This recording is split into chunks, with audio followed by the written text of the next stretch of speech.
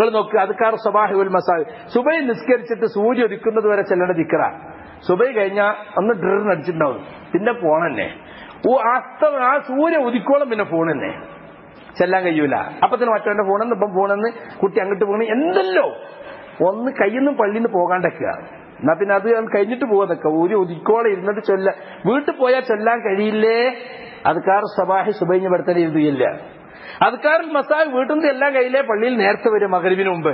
കാരണം അസർ നിസ്കരിച്ചിട്ട് മഗ്‌രിബിന് മുമ്പ് ചെല്ലേണ്ടതാണ്. അപ്പൊ നമ്മൾ ഓരോരുത്തർ സ്വന്തം ചിന്തിച്ച് നോക്കിയാൽ എനിക്ക് അദ്കാർ സബാഹ് പൂർത്തിയാക്കാൻ കഴിയാറുണ്ടോ? എനിക്ക് അദ്കാറുൽ മസാ പൂർത്തിയാക്കാൻ കഴിയാറുണ്ടോ? കിടക്കുന്ന സമയത്ത് ദിക്ർ എനിക്ക് പൂർത്തിയാക്കാൻ കഴിയാറുണ്ടോ?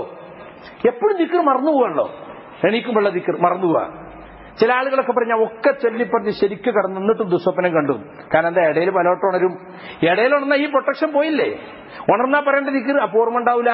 എല്ലാരും വിചാരിച്ചിട്ടുള്ള ഈ എണീക്കുമ്പോ പറയേണ്ട ദിക്ർ എന്ന് പറയുന്നത് എപ്പോ ഉറക്കണർന്നാലും പറയണം. ഫൈദസ്തൈഖളമിനന്നൗം ഹദീസിലുള്ളത് ഉറക്കുന്ന ഉണർന്നാ പറയണമെന്നാ. നമ്മളെന്താ മനസ്സിലാക്കിയിട്ടുള്ളത്?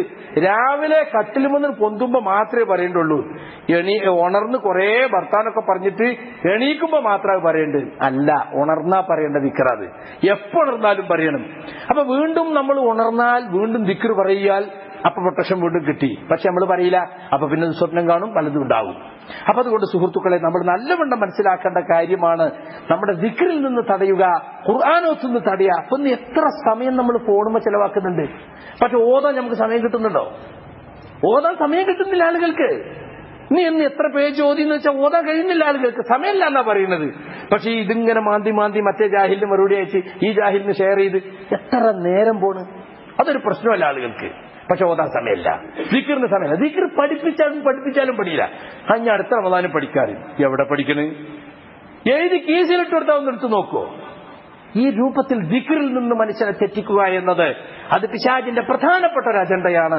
അതുകൊണ്ട് സഹോദരങ്ങളെ, നമ്മുടെ നമസ്കാരത്തിൽ നിന്ന് മാത്രമല്ല, നമ്മുടെ എല്ലാ പുണ്യകർമ്മങ്ങളിൽ നിന്നും നമ്മളെ തെറ്റിക്കുക എന്നത് പിശാചിന്റെ പ്രധാനപ്പെട്ട പ്രവർത്തനമാണ്.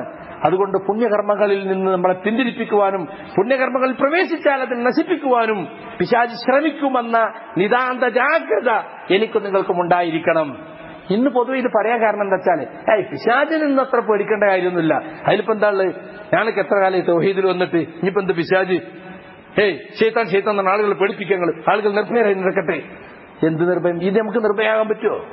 ശൈത്താൻ വഴിവഴപ്പിക്കുന്നതിനെ സംബന്ധിച്ചുള്ള ജാഗ്രത, അതാണ് ഇവിടെ പേടി നമ്മൾ ഉദ്ദേശിക്കുന്നത്. അല്ലാതെ വിളക്കെടുത്തിയ അവിടെ ശീത്തണ്ടോ ഇവിടെ ശീത്തണ്ടോ, അതാർക്കും ഇല്ല. അതിനെപ്പറ്റിയല്ല ഇവിടെ പറയണത്. അതാർക്കും അങ്ങനത്തെ ഒരു പേടിയില്ല. ഇവിടെ നമ്മളെ വഴിതെറ്റിക്കുന്ന ശൈത്താനെ സംബന്ധിച്ച് അത് നമ്മൾ നല്ലവണ്ണം പേടിക്കുക തന്നെ വേണം.